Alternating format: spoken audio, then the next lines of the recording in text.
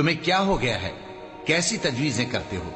کیا تمہارے پاس کوئی کتاب ہے جس میں یہ بات پڑھتے ہو کہ جو چیز تم پسند کرو گے وہ تم کو ضرور ملے گی؟ یا تم نے ہم سے قسمیں لے رکھی ہیں جو قیامت کے دن تک چلی جائیں گی کہ جو کچھ تم طے کر لو گے وہ تمہارا ہوگا؟ ان سے پوچھو کہ ان میں سے کون اس کا ذمہ لیتا ہے؟ کیا اس قول میں ان کے کچھ شریک ہیں؟ اگر یہ سچے ہیں تو اپنے شریکوں کو لے آئیں۔ جس دن پنڈلی سے کپڑا اٹھا دیا جائے گا اور کفار سجدے کے لیے بلائے جائیں گے، پھر وہ سجدہ نہ کر سکیں گے۔